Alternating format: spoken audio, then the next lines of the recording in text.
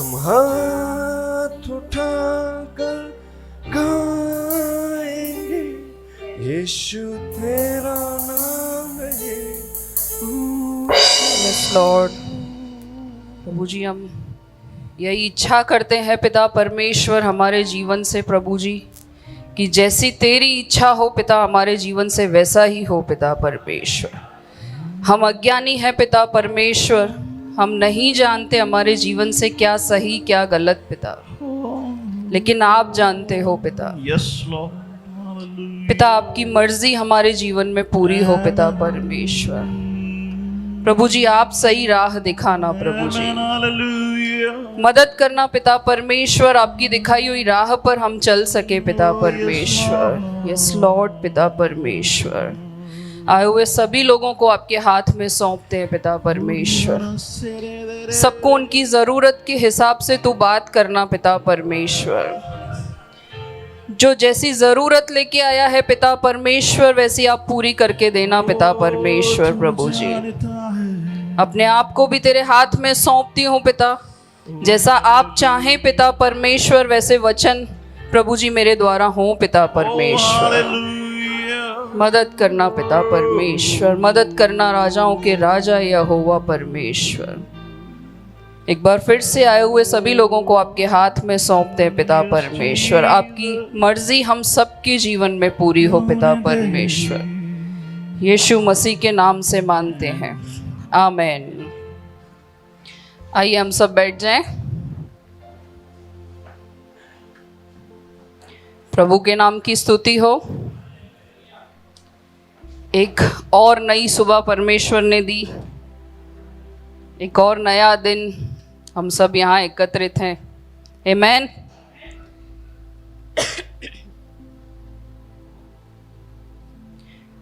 हर बार जब प्रभु मौका देता है ना तो एक एक्साइटमेंट होता है कि नहीं प्रभु एक और वचन प्रभु जी मेरे जीवन से, प्रभु जी तेरा बताया हुआ वचन प्रभु जी मैं बांट सकूं। डर भी बहुत लगता है, लेकिन प्रभु के राज्य के लिए अगर उसने काबिल ठहराया है तो पीछे नहीं मुड़ेंगे हम। पिछली बार जब मैं यहाँ थी तो हमने बात किया था प्रकाशित वाक्य से, याद है किसी को? याद है क्या बात किया था?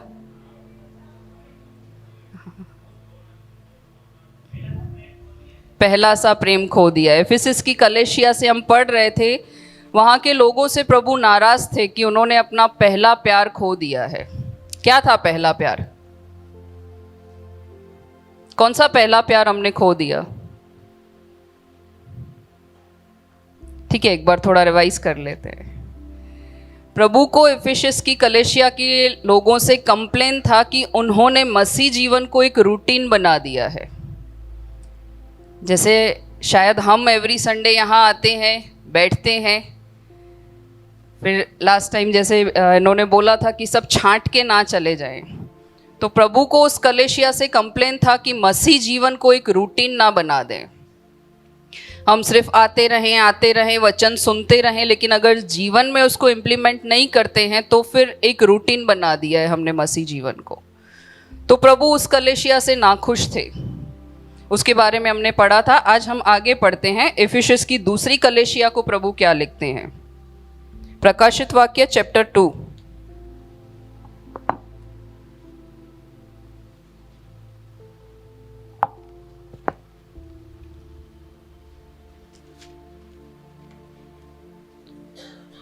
चैप्टर 2 वचन 8 से लेके 11।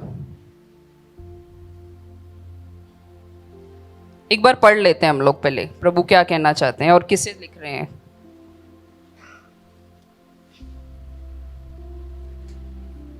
और सुमरना की कलीसिया के दूत को यह लिख कि जो प्रथम और अंतिम है और जो मर गया था और अब जीवित हो गया है,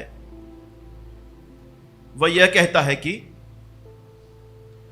जो दुख तुझको झेलने होंगे उनसे मत डर। 8।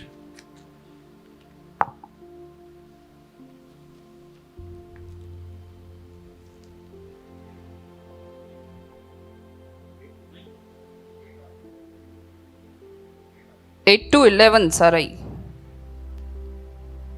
ओके 9।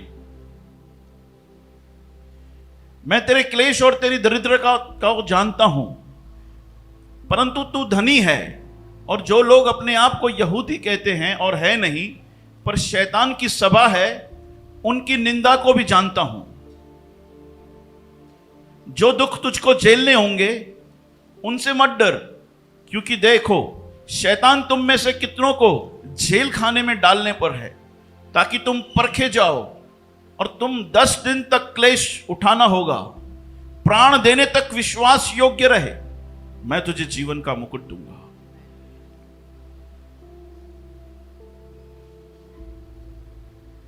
जिसके कान हो वह सुन ले कि आत्मा कलेशिया से क्या कहता है। जो जय पाए उसको दूसरी मृत्यु से हानि न पहुंचेगी। जब ये वचन हमने पढ़े तो आपको क्या लगा कि प्रभु क्या कहना चाहते हैं स्मिरना के लोगों को? दूसरा पत्र प्रभु लिख रहे हैं स्मरना के कलेशिया को, स्मरना के लोगों को।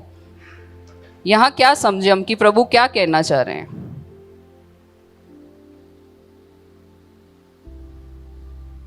मैं जब पहला वचन पढ़ रही थी ना, स्मरना की कलेशिया के दूत को यह लिख जो प्रथम और अंतिम है, जो मर गया था और अब जीवित हो गया, वह यह कहता है कि प्रभु के लिखने का स्टाइल है ना अपना ही है। वो चाहे तो सीधा सीधा लिख सकता है ना कि ये संदेश यीशु मसीह द्वारा है, लेकिन हर एक कलेशिया जब हम पढ़ते हैं तो प्रभु का इंट्रोडक्शन जो दिया है पहले वचन में वो अनोखा ही दिया है। यहाँ प्रभु कहता है कि जो प्रथम और अंतिम है, यानी उनको, उस कलेशिया को कुछ कहने से पहले प्रभु कह रहा है कि जो प्रथम और अंतिम है। तो पहले ही वचन में प्रभु हमको एक कॉन्फिडेंस देता है, एक तसल्ली देता है कि मैं ही पहला हूं, मैं ही अंतिम। तो जिसने सृष्टि की शुरुआत होने से पहले ही उसका अस्तित्व था या जो बाद में भी रहेगा, अगर वो परमेश्वर हमारे संग है, अगर क्या वो है ही हमारे संग, तो फिर किसी चीज से डरने की कोई बात है? लेकिन तो भी तो हम डरते हैं बहुत सी चीजों से। किसी का जीवन है जिसमें कोई डर ना हो, कोई रिलैक्स लाइफ जीता हो, किसी चीज का टेंशन नहीं, भय नहीं। लेकिन यहां प्रभु कहता है कि जो प्रथम और अंतिम है, मतलब जो अल्फा है, जो ओमेगा है, जिसने सृष्टि की रचना की, जो अंत तक हमारे संग रहेगा।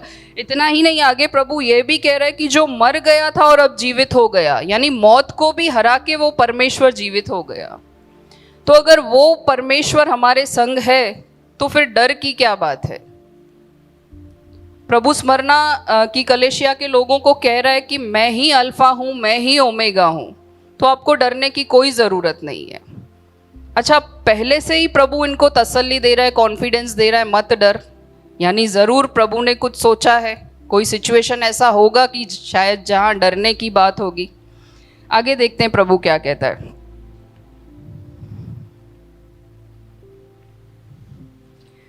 ये सिर्फ यही प्रभु नहीं कह रहा है कि मैं ही अल्फा और मैं ही ओमेगा हूं। सिर्फ एक बार कहकर प्रभु ने नहीं छोड़ दिया।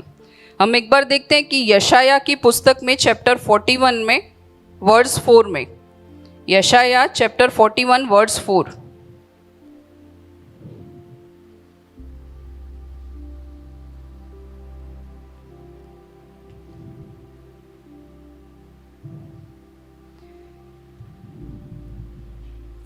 वर्स 4।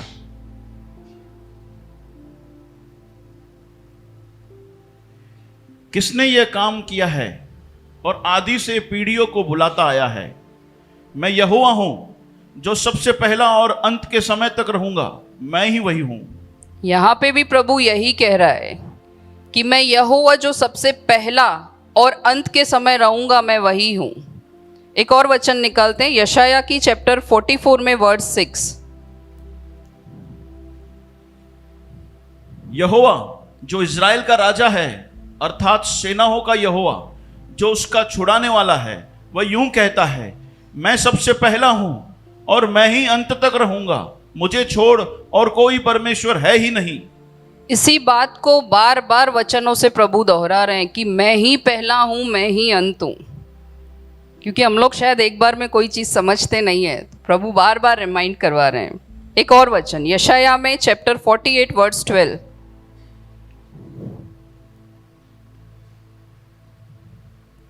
मैं याकूब है मेरे बुलाए हुए इज़राइल, मेरी ओर कान लगाकर सुन, मैं वही हूं, मैं ही आदि और मैं ही अंत हूं।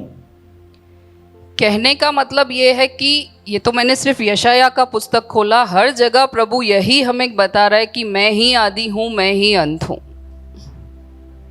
और किसी ने ऐसा बताया कभी कि मैं ही आदि हूं, मैंने सृष्टि की रचना की?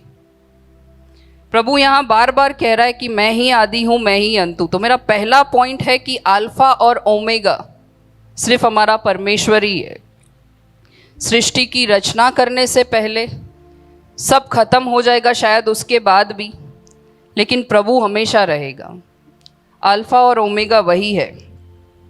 प्रभु स्मरणावासियों से और हमसे यही कहता है कि आदि और अंत मैं ही हूं।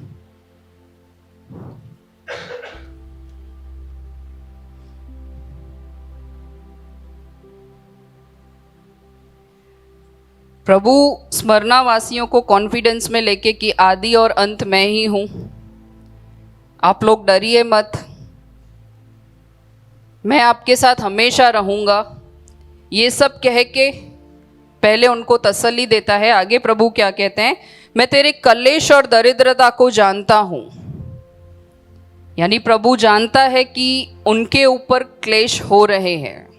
स्मरना की कलेशिया के ऊपर बहुत सारे क्लेश हो रहे हैं।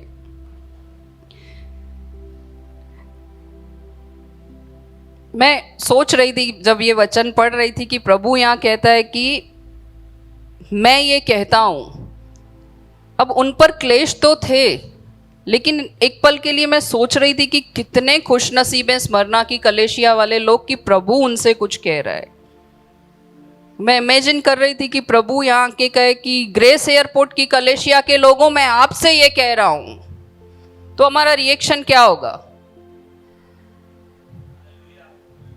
मैं तो शायद सुनने से पहले ही नाचूंगी कि हम इतने कैपेबल हैं, इतने लायक हैं कि प्रभु की दृष्टि हमारे ऊपर है, वो हमसे कुछ एक्सपेक्टेशन रखता है। तो स्मरना की कलेशिया की लोगों के ऊपर सताव है, वहां लिखा है, लेकिन वो लोग लकी हैं कि प्रभु उनसे कह रहा है, प्रभु उनको पत्र लिखकर दे रहा है। तो क्या हम इस लायक हैं कि हमारी कलेशिया के एक एक लोगों को बुलाकर प्रभु कहे कि मैं तुमसे ये कहता हूं? क्या कहते हैं वो तो हम आगे देखेंगे, लेकिन क्या हम इस लायक हैं कि प्रभु आके कहे कि ग्रेस एयरपोर्ट कलेशिया मैं आपसे ये कह रहा हूं? प्रभु आगे कहते हैं, मैं तेरे क्लेश और दरिद्रता को जानता हूं, परंतु धनी है। और जो लोग अपने आप को यहूदी कहते हैं और है नहीं, पर शैतान की सभा है, उनकी निंदा को भी जानता हूं। यहां पे स्मरना लिखा है, स्मरना की कलेशिया। मैं डिटेल में इसको स्टडी कर रही थी तो मैंने देखा कि स्मरना का मतलब होता है मर। मर मतलब एक टाइप का इत्र। मर कैसे बनता है? मर या जिसको हम लोबान भी कहते हैं, लोबान एक सुगंधित वस्तु होता है, एक टाइप का परफ्यूम होता है।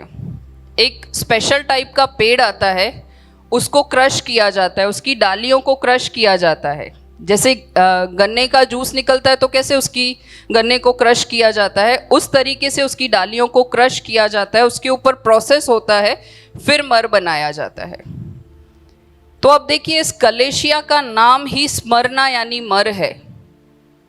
अब जिस कलेशिया का नाम ही कुचलना हो, उन पर सताव नहीं होगा, ऐसा हो सकता है? ये तो वैसा ही हो गया कि अगर किसी का नाम प्रकाश है लेकिन वो हर जगह अंधेरा ही अंधेरा फैला रहा है। किसी का नाम सत्यवादी है लेकिन वो झूठ ही झूठ बोल रहा है। लेकिन प्रभु के काम ऐसे नहीं है। प्रभु ने अगर इस कलेशिया को नाम दिया है स्मरना, मर, यानी प्रभु जानता है कि वहां के लोग जो हैं कुचले जाएंगे, लेकिन तो भी विश्वास से हिलेंगे नहीं। यहाँ पे जैसे मैंने बताया कि इसको कुचल के इत्र बनाया जाता है, मर को, उसी तरीके से स्मरना की कलेशिया के लोगों के ऊपर बहुत सताव था। लेकिन प्रभु संग था। प्रभु ने पहले ही कहा, अल्फा और ओमेगा मैं ही हूं। प्रभु के काम है ना, सब पॉइंट टू पॉइंट परफेक्ट होते हैं, सब कुछ परफेक्शन के साथ होता है प्रभु का काम। इसलिए प्रभु ने पहले ही कह दिया, अल्फा और ओमेगा मैं हूं। मीन्स मैं तुम्हारे संग हूं, तो तुम कुचले भी जाओगे तो कोई डर की बात नहीं है। मैंने कहा कि इनके ऊपर सताव था। किसी ने सोचा कि किसका सताव था?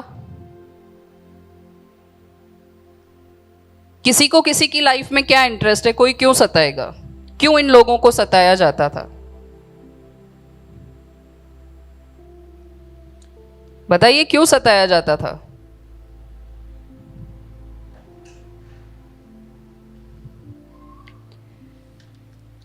तब के समय में रोमी सरकार का राज्य हुआ करता था, कैसर वहां का राजा हुआ करता था।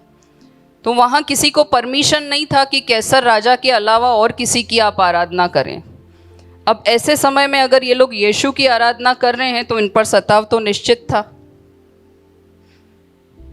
वहां सिर्फ अलाउ था कि आप कैसर राजा की वाहवाही करें, उसके आगे सिर झुकाया जाए। लेकिन स्मरना की कलीसिया के लोग सिर्फ यीशु को ही मानते थे, इसलिए रोमी सरकार उन पर सताव करती थी। यहाँ 7 कलीसियाओं के बारे में प्रभु ने लिखा, जिसमें से इफिसस की कलीसिया के बारे में हमने पढ़ा था। लेकिन जब मैं ये कलीसिया पढ़ रही थी ना, तो मुझे लगा कि ये कलीसिया 7 कलीसियाओं से बिल्कुल अलग है।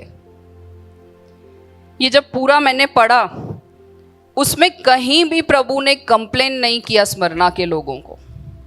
इफिसस की कलीसिया में कंप्लेन था प्रभु को कि उन्होंने पहला सा प्यार खो दिया है। आगे की कलीसियाओं में भी मैंने पढ़ा, हम आने वाले दिनों में देखेंगे, उनमें से भी प्रभु को कुछ ना कुछ नेगेटिव है, प्रभु उनसे नाखुश है। लेकिन 2 ही यहाँ पे ऐसी कलीसियाँ हैं, एक स्मिरना की और एक फिलदेल्फिया की। उन 2 कलीसियाओं से प्रभु को कोई कंप्लेन नहीं है, लेकिन फिर भी प्रभु उनको पत्र लिख रहा है, इनकरेज करने के लिए, प्रोत्साहन देने के लिए, क्योंकि प्रभु देख रहा है कि एक एक चीज़ वो क्या सहन कर रहे हैं। तो मैंने जब पढ़ा तो मुझे लगा स्मरना की कलीसिया तो बिल्कुल इन कलीसियाओं से अलग है, प्रभु उनसे कोई कंप्लेन नहीं करता है। तो स्मरना के लोग जो हैं, अगर कैसर राजा के आगे सिर झुका देते तो कोई परेशानी वाली बात नहीं थी। हम लोग भी अगर बाहर जाके बाकी सब की आराधना करते हैं तो हमारे ऊपर भी सताव होगा।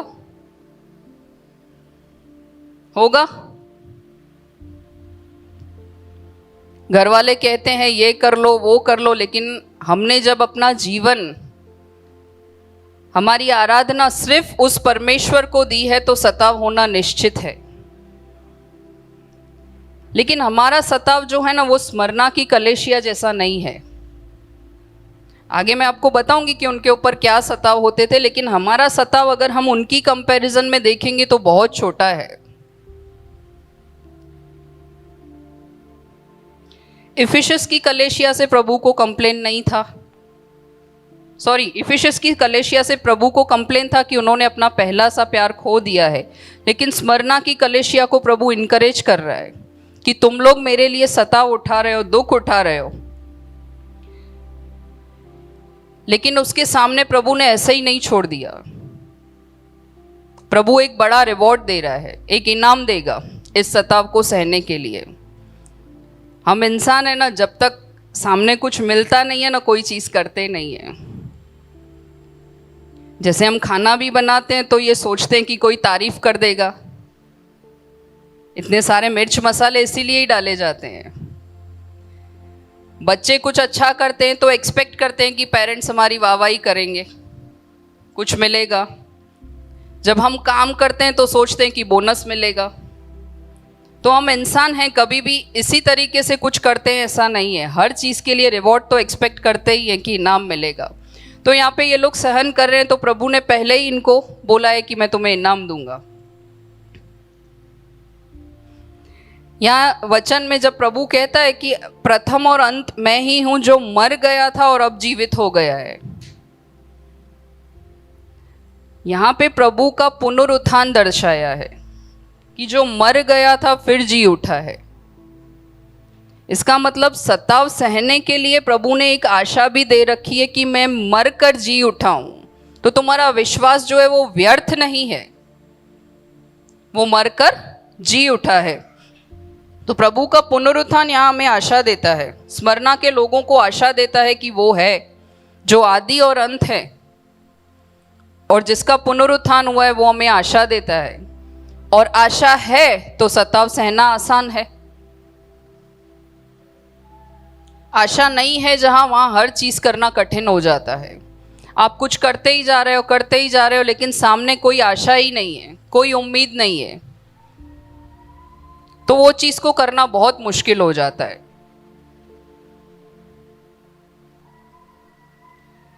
लेकिन यहां देखने वाली बात यह भी है कि जो लोग सताव करते हैं हमारे ऊपर, वो सिर्फ सताव ही कर सकते हैं, वो हमारा अंत नहीं कर सकते। और ये सताव ही हमारा अंत है ऐसा भी नहीं है। हमारा अंत परमेश्वर है, उन्होंने पहले वचन में ही कह दिया।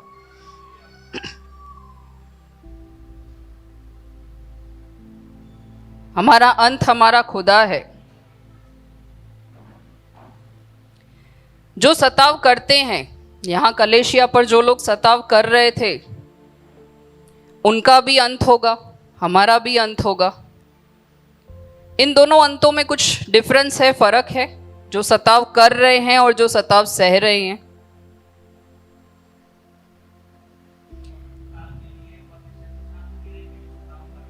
हालेलुया।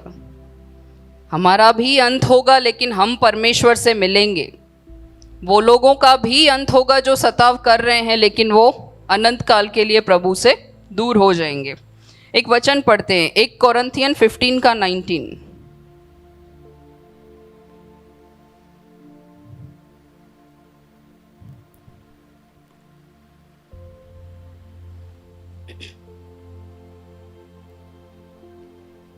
यदि हम केवल इसी जीवन में मसीह से आशा रखते हैं तो हम सब मनुष्यों से अधिक अभागे हैं।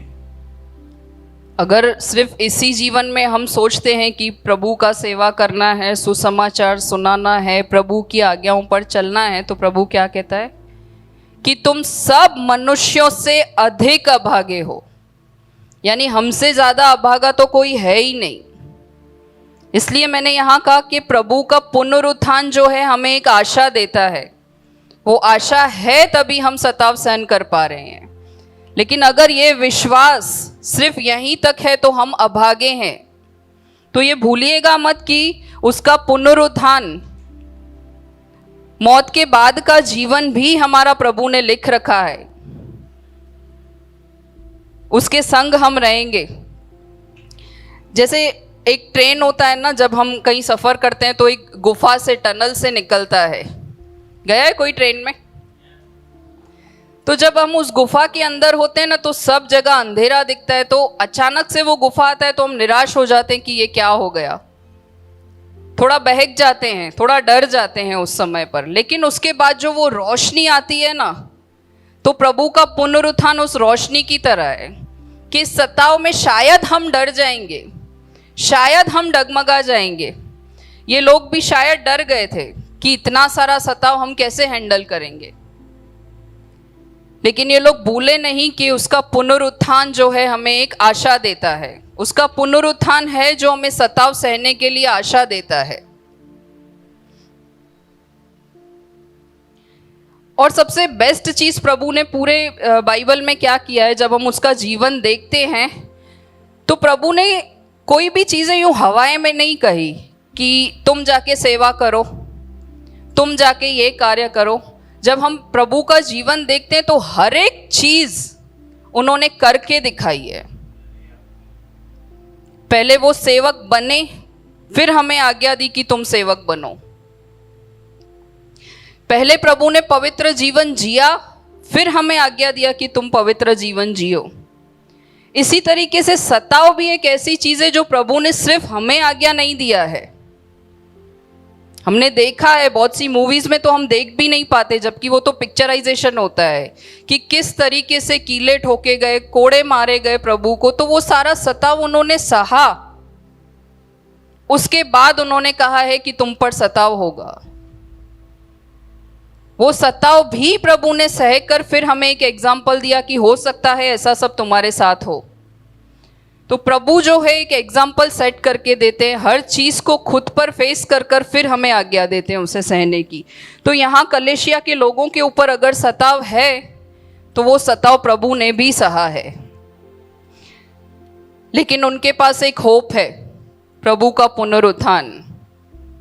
प्रभु ने कहा कि पहला अल्फा और ओमेगा सिर्फ मैं ही हूं।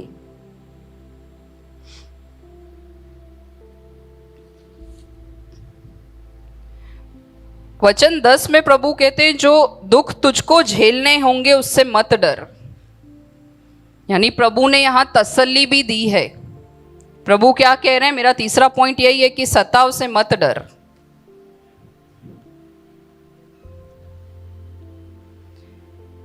जब एक विश्वासी के जीवन में नौकरी चली जाती है या हमारे बच्चे हमारी बात नहीं मानते, आस पड़ोस वाले हमारी निंदा करते हैं, तो हमारा पहला रिएक्शन क्या होता है? जब आप परेशान हो तो पहला रिएक्शन क्या होता है, क्या सोचते हैं हम? कोई नहीं, सब पवित्र जीवन जीते।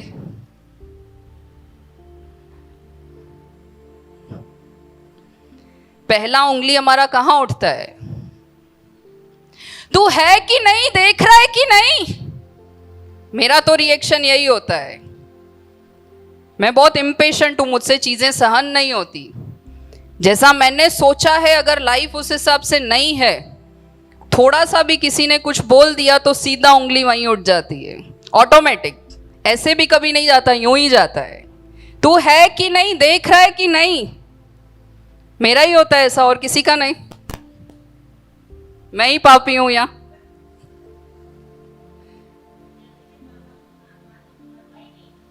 बिल्कुल।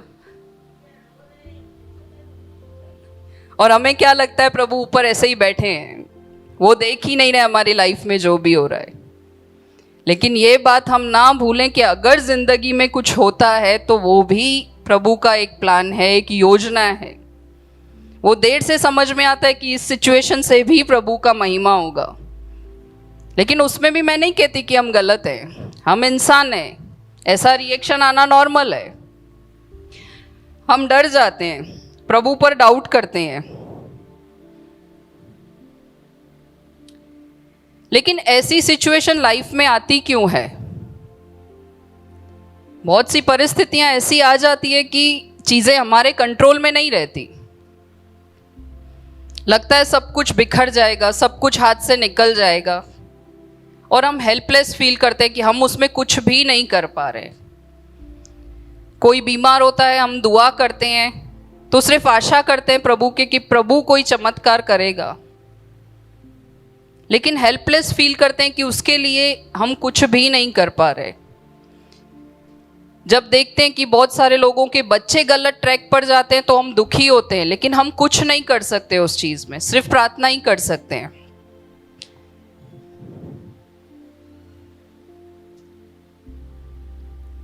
तो ऐसे समय पर ये परिस्थितियां आती है इसीलिए ताकि हमें पता चल सके कि हमारा विश्वास कितना गहरा है। किसे पता चले कि हमारा विश्वास गहरा है? प्रभु को नहीं पता कि हमारा विश्वास कितना है। लेवल 1 पे है, लेवल 2 पे है, लेवल 3 पे है, क्या प्रभु को नहीं पता? वो तो अल्फा और ओमेगा है, सृष्टि की रचना से पहले से वो है, तो उसे तो सब पता है। लेकिन ये हमारे लिए कभी कभी जरूरी हो जाता है कि हम अपने आप को परख कर बताएं कि हमारा विश्वास किस लेवल पर है। कभी कभी हम अपने आप को बहुत अच्छा समझने लगते हैं कि मैं तो सब काम प्रभु के वचन की आज्ञा के अनुसार ही करती हूँ, लेकिन जब ये सिचुएशन आ जाती है तब विश्वास कहाँ है, कौन सी लेवल पे है, ये खुद को बताना बहुत जरूरी है। प्रभु हमारी परीक्षा नहीं लेते, वो तो उसकी योजना है ये चीजें अगर हमारे जीवन में घटती है तो। कभी कभी खुद को बता कर देना बहुत जरूरी होता है। प्रभु ऐसी परिस्थिति देते हैं जीवन में जिससे मैं अपने आप को जज कर सकूं कि मेरा विश्वास कहाँ है। तब बत्ती जलती है कि मैं तो अपने आप को बहुत धर्मी समझती थी, लेकिन मेरा विश्वास इतनी सी परिस्थिति में डगमगा गया यहाँ भी इन लोगों पर सताव था, तो शायद प्रभु ऐसा चाहते थे कि ये लोग खुद को परखें कि इनका विश्वास कहाँ है। नो डाउट प्रभु इनसे बहुत खुश थे, इस कलेशिया से प्रभु को कोई कंप्लेन नहीं था। रोमन्स 8:35 एक वचन हम पढ़ते हैं। ये परिस्थितियां तो जीवन में आती रहेगी, कभी खत्म नहीं होगी। कभी सुख होता है, बहुत खुशी होती है, तो कभी दुख भी आएगा जीवन में, लेकिन सताव से डरना नहीं है।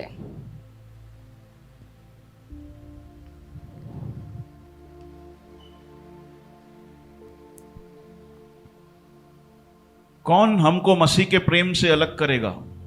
क्या क्लेश या संकट या उपद्रव या अकाल या नंगाई या जोखिम या तलवार? कौन हमको, ये परिस्थितियां क्या हमको मसीह के प्यार से अलग करेगी? क्या इतना ही है हमारा प्यार प्रभु के लिए कि ऐसी परिस्थितियां आए और हम डगमगा जाएं? प्रभु का वचन तो कहता है कि तुम्हें कुछ बड़ा बड़ा करने की जरूरत नहीं है, तुम्हारा विश्वास राई के दाने जितना भी है ना, तो भी काफी है। तो क्या ये चीजें प्रभु के प्यार से हमें अलग कर सकती है? क्या ये सताव हमें प्रभु के प्यार से अलग कर सकता है? हमें जांचने की जरूरत है। कहना बहुत आसान होता है, मैं हमेशा बोलती हूँ जब परिस्थिति आती है ना, तब हम कहाँ खड़े हैं वो देखना है। मैं पढ़ रही थी तो ये सोच भी रही थी कि मसीह जीवन में सताव आना जरूरी क्यों है। जैसे दूसरे लोग नॉर्मल लाइफ जीते हैं, चर्च जाते हैं, कैंडल जलाते हैं, मंदिर जाते हैं, घंटी बजाते हैं, उनके लाइफ में तो कोई सताव नहीं है। पड़ोस वाले मुझे ही आके क्यों बोलते हैं कि आप ये नहीं करते, आप ये पूजा पाठ नहीं करते, आप ये विधि नहीं करते। उनको पता है हम नहीं करते हैं, लेकिन फिर भी उनको मजा आता है बार बार वही चीज करने में। क्यों? क्योंकि उसके बाद का जो हमारा रिएक्शन होता है, शायद हम चिढ़ जाते हैं, शायद हम भड़क जाते हैं, उनको वो रिएक्शन देखने में शायद मजा आता है। तो सताव आना जरूरी क्यों है? मसीह लोग नॉर्मल लाइफ क्यों नहीं जी सकते? आमेन। जब ये मर कुचला जाता है तभी इसकी खुशबू निकलती है। इसी तरीके से सताव आता है तभी हम एक स्तर और ऊपर जाते हैं। प्रभु के प्रति का विश्वास कितना गहरा है वो शायद तभी हम जान पाते हैं। जैसे सोना बनता है ना, तो उसको आग में जलाया जाता है, उसके ऊपर बहुत सारा प्रोसेस किया जाता है, उसके बाद जो उसकी ओरिजिनल वैल्यू है, जो उसकी कीमत है, वो तब निखर कर आती है। या किसी को अच्छा शरीर बनाना है, कोई मोटा है, अगर आप एक्सरसाइज कर रहे हो, आप जम के खा रहे हो, आपने 4 दिन एक्सरसाइज किया और आप पतले हो गए, तो आप क्या करोगे? फिर से खाओगे कि कहीं जाना है तो चलो 4 दिन डाइट कर लिया, एक्सरसाइज कर लिया, हम पतले हो जाएंगे। उस चीज़ का वैल्यू नहीं रहेगा। लेकिन जो लोग महीना महीना भर जिम में जाके पसीना बहाते हैं, डाइटिंग करते हैं, उनको पता है कि पूरे महीने में जाके आधा किलो भी कम नहीं होता, 1 इंच जाके हमारा शरीर का कम होता है, तब उनको वैल्यू होता है कि नहीं बॉडी कैसे बनाया जाता है। तो कोई भी चीज़ अगर कोई सताव से, कोई प्रोसेस से नहीं गुजरती, हमें उसका अहमियत नहीं पता चलता है।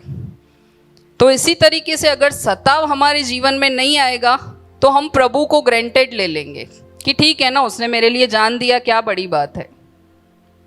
हम उस चीज़ को भूल जाते हैं। तो मसीह जीवन भी ऐसा ही है। प्रभु ने तो, मैंने बोला, सिंपल चीज़ ही रखा था कि विश्वास करो और अनंत जीवन पाओ। लेकिन हमें कभी कभी खुद को परखना बहुत ज़रूरी होता है कि हमारा विश्वास किस लेवल पर है। एक वचन में लिखा है ना कि जब तक बीज गिरकर मरता नहीं है तब तक वो फलवंत नहीं होता। तो मसीह जीवन भी ऐसा ही है। जब तक हम गिरकर मरते नहीं हैं, हम फलवंत नहीं होते हैं। जब तक इस चीज़ का रियलाइजेशन नहीं है कि वो खुदा, वो परमेश्वर जिसने मेरे लिए क्या क्या नहीं सहा, ये एहसास अगर है ही नहीं ना, तो हमारा जीवन कभी फलवंत नहीं हो सकता। फिर हम सिर्फ अपने रूटीन लाइफ में जीते रहेंगे, सुबह उठो, काम पर जाओ, शाम को आओ, खा पी के सो जाओ। लेकिन जिस दिन ये एहसास हो गया ना कि उस खुदा ने हमारे लिए क्या किया है, तब हमारा जीवन फलवंत होना शुरू हो जाएगा। इसलिए प्रभु यहाँ कह रहा है, मेरा पहला पॉइंट, अल्फा और ओमेगा मैं ही हूँ। उसका पुनरुत्थान हमें आशा देता है। किस चीज़ की आशा? सताव सहने की आशा देता है। लेकिन साथ ही प्रभु इतना निर्दयी नहीं है, वो कहता है कि सताव से मत डर। मैं जब ये पढ़ रही थी ना स्मरणा के बारे में, तो मैं थोड़ा सर्च कर रही थी, तो मैंने एक फादर का स्टोरी वहाँ पे देखा जिसका नाम था पॉलीकैर्प। ये रियल स्टोरी है। पॉलीकैर्प नाम का एक बाइशप था फादर। तब मैंने बताया कि राजा कैसर को लोग परमेश्वर करके माना करते थे। पॉलीकैर्प जो था वो 86 इयर्स का था। वो परमेश्वर को मानता था, वो यीशु को मानता था। तब रोमी सरकार के लोगों ने आके उससे कहा कि तू कैसर राजा के आगे सिर को झुका, उसे परमेश्वर मान। वो डरा नहीं, उसका रिएक्शन एकदम कैजुअल था। उसने हंस के बोला कि जिस परमेश्वर ने मेरे लिए इतना सब कुछ किया है, जो सच्चा है, जो राजा जिसके अंदर मुझे इतना सा भी अगर गलत नहीं दिखता, तो मैं उसे छोड़कर कैसर राजा को क्यों आराधना दूं, क्यों उसकी स्तुति करूं, क्यों उसे महिमा दूं। रोमी सरकार के जो लोग थे, सिपाही थे, उन्होंने उसे धमकाया कि तुझे जंगली जानवरों के बीच डाल दिया जाएगा। वो तब भी नहीं डरा। उसने कहा इसमें भी मेरे प्रभु की, मेरे परमेश्वर की महिमा हो। वो लोग देख रहे थे कि इसका विश्वास जरा सा भी नहीं हिल रहा। फिर उन लोगों ने उसे और धमकाया कि तुझे जिंदा जला दिया जाएगा। तब भी उसका जवाब वही था, इसमें भी मेरे परमेश्वर की महिमा हो। सिर्फ धमकाया नहीं रोमी सरकार ने, वो लोग उसे लेके गए। जिस तरीके से यीशु को कीले ठोकी गई थी, उसे वो कीले ठोक रहे थे, जलाने के लिए तैयार कर रहे थे। वो तब भी नहीं डरा। उसका रिएक्शन था, उसके शब्द थे कि ये सब कीले ठोकने की कोई ज़रूरत नहीं है। जो परमेश्वर अगर चाहता है कि मैं उसके लिए जान दूं, वहाँ जाके जलूं, तो वो मुझे इससे हिलने भी नहीं देगा। जब आग मेरे करीब आएगी तब मैं डरूंगा नहीं, मैं भागूंगा नहीं। वहाँ के लोगों ने रोमी सरकार के उसे जला दिया जिंदा। लेकिन वहाँ जो लोग खड़े थे उन्होंने देखा कि आग भी उसे जला नहीं पाई। उसका विश्वास जिस परमेश्वर पर था, आग ने भी उसे जलने नहीं दिया। आखिर रोमी सरकार के लोगों ने तंग आकर उसे तलवारों से मारकर, भालों से मारकर उसे मार दिया। तब उसके अंतिम शब्द थे कि आज मेरी उम्र 86 इयर्स की है, लेकिन उस राजा ने, उस परमेश्वर ने मेरे साथ कुछ भी गलत नहीं होने दिया। वो मर रहा है तभी भी उसके यही शब्द हैं। वो प्रार्थना कर रहा है, वो धन्यवाद कर रहा है उस अंतिम समय पर कि प्रभु तेरा धन्यवाद कि तूने तेरी महिमा के लिए मेरे जीवन को इस्तेमाल किया। और मुझसे ज़्यादा खुशनसीब कौन होगा कि जीते जी तो मेरे जीवन से तेरी महिमा हुई, लेकिन जब मैं मर रहा हूं तभी भी तेरी महिमा के लिए मर रहा हूं। तो क्या हमारा विश्वास ऐसा है कि स्मरणा की कलेशिया के लोगों की तरह, पॉलीकैर्प की तरह हमारा विश्वास नहीं डगमगाता? मैं नहीं बोलती कि इतनी बड़ी बड़ी सताव हमारे जीवन में आएगी। हमारा सताव, मैंने पहले ही कहा, थोड़ा सा ही है। लेकिन अगर उसमें भी हमारा विश्वास जो है डगमगा जाता है, तो फिर हमारे जीवन का, हमारा प्रभु को मानने का कोई पॉइंट ही नहीं बनता हमारी लाइफ में। इसलिए प्रभु कहता है, अल्फा और ओमेगा मैं ही हूँ, मेरा पुनरुत्थान तुम्हें आशा देता है, इसलिए सताव से मत डर। एक और मैंने स्टोरी पढ़ी थी यहाँ पे। नॉर्थ कोरिया के जो लोग हैं, नॉर्थ कोरिया नाम की जगह है, ये भी रियल इंसिडेंट है, कोई ऐसा कहानी नहीं है। वहाँ जो बच्चे स्कूल जाते हैं ना, उनको वहाँ के टीचर्स बोलते हैं कि घर जाओ और अपने घर पे छुपा छुपी खेलो और अपने घर से बाइबल को ढूंढ कर लाओ। वो उन बच्चों को, बच्चे तो इनोसेंट हैं, मासूम है, उनको जैसा टीचर्स बोलेंगे, पेरेंट्स बोलेंगे, वो वैसा करते हैं। तो बच्चे जाते हैं घर पे और अपने घर से बाइबल ढूंढ के नेक्स्ट डे स्कूल में दे देते हैं। और वहाँ का रूल है कि जिसके हाथ में भी बाइबल हुआ या वचन पढ़ा तो उनको जेल में डाल दिया जाता है। तो जब ये बच्चे अपने घर से ढूंढ कर छुपा कर पेरेंट्स से बाइबल लेके आते हैं तो उनके पेरेंट्स को जेल में डाल दिया जाता है। आप सोचिए ना, वहाँ पे बाइबल पढ़ना भी अलाउ नहीं है, तो हम तो कितने खुशनसीब हैं। तो क्या हम उस चीज़ की वैल्यू करते हैं? उस परमेश्वर की वैल्यू करते हैं कि क्या कोई ऐसा दिन आ जाए हमारे पास पढ़ने के लिए बाइबल ना हो या अलाउ नहीं है कि बाइबल आप पढ़ सकते हो? तो क्या हम इस विश्वास में हैं, इस जगह पर हैं कि इतना विश्वास हमारा प्रभु पर है? बहुत से विश्वासियों को उनके काम की जगह पर, मैंने बताया स्कूल में, हर जगह उनको टॉर्चर किया जाता है सिर्फ मसीह को मानने की वजह से। और बहुत से लोग आए जो पीछे भी हट गए कि समाज क्या कहेगा, दुनिया क्या कहेगी। तो क्या अभी तक हम उसी चक्कर में गोल गोल घूम रहे हैं, समाज के, दुनिया के, रिश्तों के, नातों के? हम सबसे अलग होकर नहीं जी सकते। मेरा कहने का पर्पस वो नहीं है कि आप सबको छोड़ दो। आप सबसे प्यार करो, सब रिश्तों को इंपॉर्टेंस दो, लेकिन जहां परमेश्वर का बात आता है एक बाउंड्री होना बहुत जरूरी है हमारे जीवन में। प्रभु को ग्रांटेड नहीं ले सकते हम लोग। एक बाउंड्री बनाना बहुत जरूरी है। आप हर एक रिश्ते को इंपॉर्टेंस दो, उन्हें प्यार दो, और प्यार से ही हर चीज को जीता जा सकता है। तो जब ये टॉर्चर आते हैं तो ठीक है ना, प्रभु का धन्यवाद करो। उस चीज से पीछे हट जाना या प्रभु पर उंगली उठाना सॉल्यूशन नहीं है। आनंद मनाओ कि हमारा खुदा हमारे साथ है ना।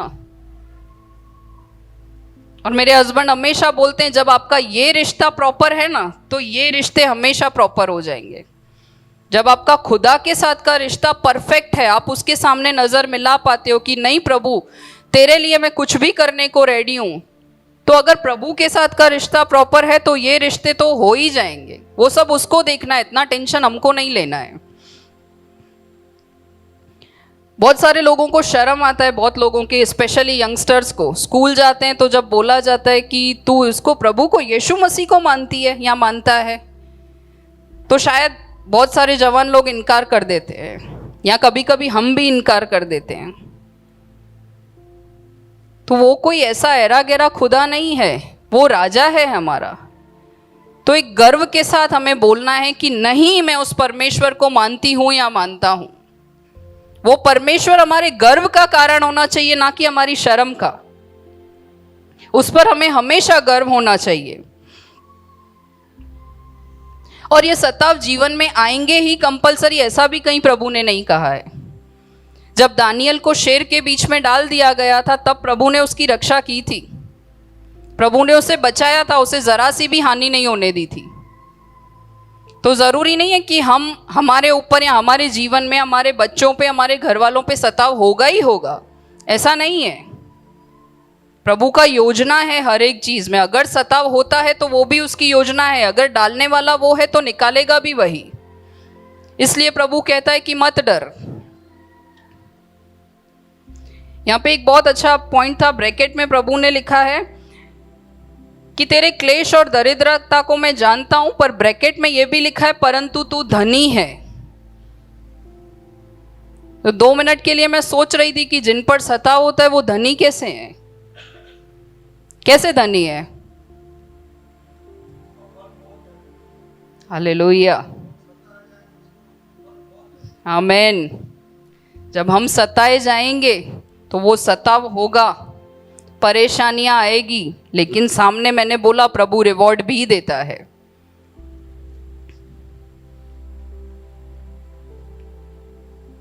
प्रभु का वायदा है यहाँ पे, जो दुख तुझको झेलने होंगे उनसे मत डर, क्योंकि देखो शैतान तुम में से कुछ को जेल खाने में डालने पर है ताकि तुम परखे जाओ, और तुम्हें 10 दिन तक क्लेश उठाना पड़ेगा।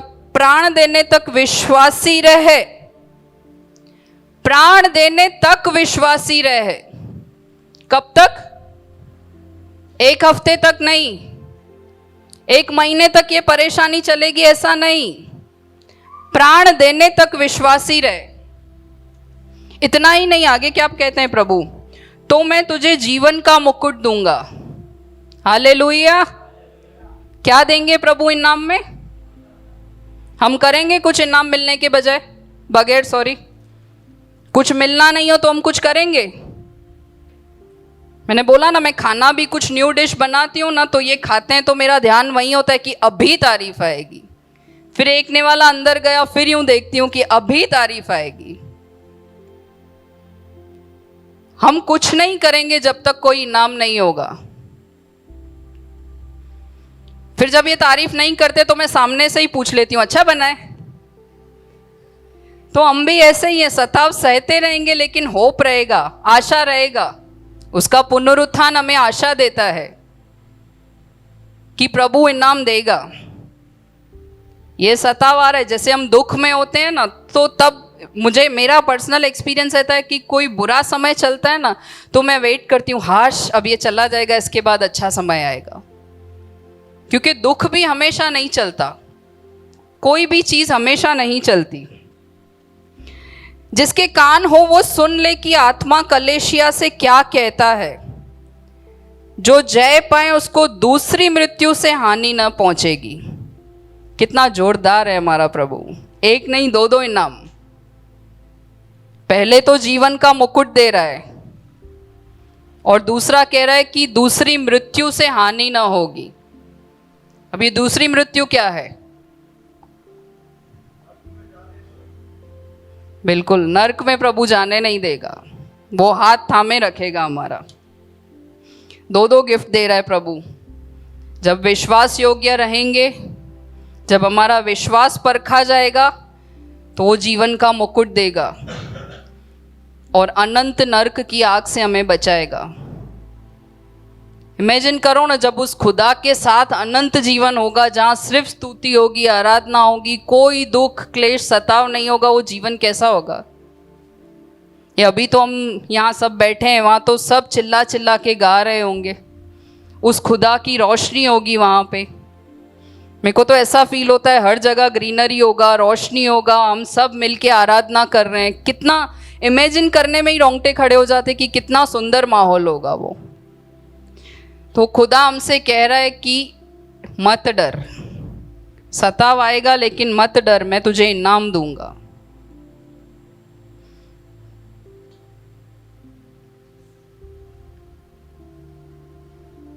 इसलिए प्रभु ने पहले ही कहा था, अल्फा ओमेगा मैं ही हूं। सब चीजें एक दूसरे से कनेक्टेड है। शुरुआत अंत मैं ही हूं। अंत में तुझे कितना भी सताव हो, घूम फिर के तू मेरे पास ही आएगा। इसलिए उस सताव से मत डर।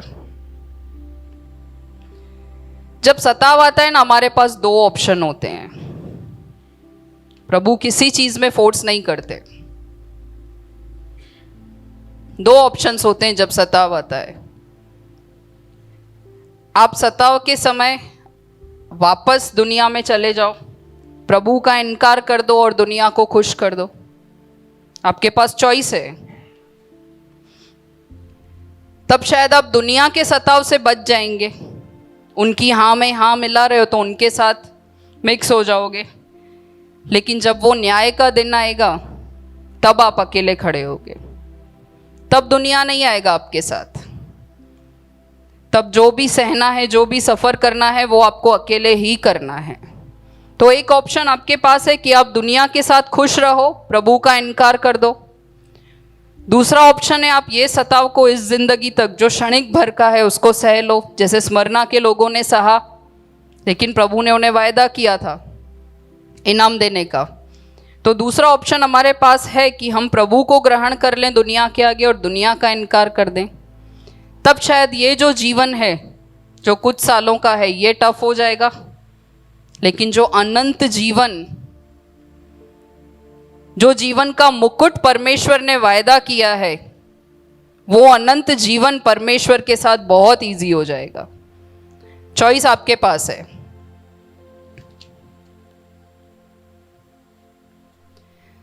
मैंने पहले भी कहा सताव आसान है, मैं ऐसा नहीं बोलती, सताव टफ है, लेकिन वो परमेश्वर, वो खुदा जिसने ये सृष्टि बनाई, जो आदि है, जो अंत है, जिसने मौत को हरा दिया, जब वो आपसे कहता है मत डर,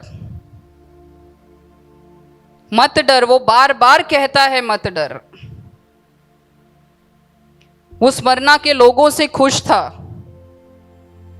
स्मरणा के लोग डरते थे, लेकिन होप था, आशा था कि वो परमेश्वर आके हमें बचाएगा। वही प्रभु आपसे कह रहा है कि मत डर। तो हमें डरने की कोई जरूरत नहीं है।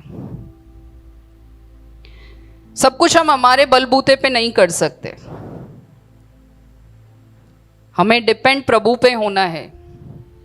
मैं सोचूं कि इस डर से मैं खुद निकल पाऊंगी या मैं लड़ पाऊंगी, तो ऐसा नहीं है। हमें प्रभु से मांगना है वो विश्वास, वो सहन शक्ति, वो ताकत, वो स्ट्रेंथ हमें प्रभु से मांगना है। हम खुद के बलबूते पे नहीं कर पाएंगे। जब हमारा विश्वास परखा जाएगा ना, तब वो परमेश्वर ही हमारे संग होगा। ये सब सहन तो स्मरणा के लोगों ने किया, शायद हम भी करेंगे, लेकिन मेरा फोकस वो नहीं है। मेरा फोकस ये सताव नहीं है। वो सताव तो परमेश्वर सहने की शक्ति देगा ही, या शायद आने ही नहीं देगा। लेकिन मेरा फोकस इस चीज पे था, क्या हम हमारे कलेशिया को स्मरणा की कलेशिया जैसा बना पाएंगे? और ये कलेशिया किसी एक से नहीं बनता, कलेशिया हम सब से बनता है। मैं पढ़ रही थी तो यही सोच रही थी कि प्रभु, क्या हम सब मिलके ऐसा कलेशिया बना पाएंगे कि जिससे तू खुश हो, कि तू तारीफ करे कि मैं तुम लोगों से खुश हूं, मुझे कोई कंप्लेन नहीं है। क्या हमारा विश्वास जब उस खुदा के आगे परखा जाएगा, तो क्या हम सिर उठा के कह सकेंगे कि हाँ प्रभु, जैसा कलेशिया तूने स्मरणा का बनाया था, जिस कलेशिया से तू खुश था प्रभु जी, वैसी कलेशिया हम सब भाई बहन बनाने की मिलके कोशिश करेंगे। तो एक सवाल के साथ मैं यह खत्म करना चाहूंगी कि ये सोचने की जरूरत है, क्या हम सब मिलकर ऐसा कलेशिया बना सकते हैं कि जिससे प्रभु खुश हो? जब हमारा विश्वास परखा जाए तो हम उससे नजर मिलाकर उठा पाए, उससे बात कर पाए कि नहीं प्रभु, एक ऐसा कलेशिया स्मरणा जैसा, फिलिपिदिया जैसा हमने बनाया प्रभु, तेरे लिए बनाया पिता परमेश्वर। आइए हम प्रार्थना करते हैं।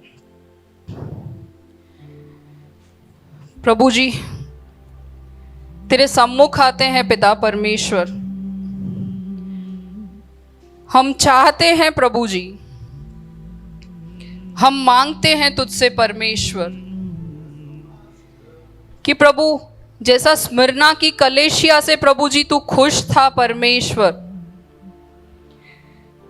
वैसा ही तू हम सबसे खुश हो पिता परमेश्वर। हम इंसान हैं प्रभु जी, हम परफेक्ट नहीं हैं,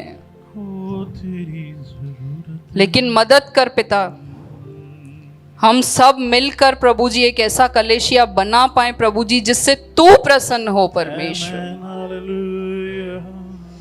जिसकी तू तारीफ करे पिता परमेश्वर, जिससे तू खुश हो परमेश्वर।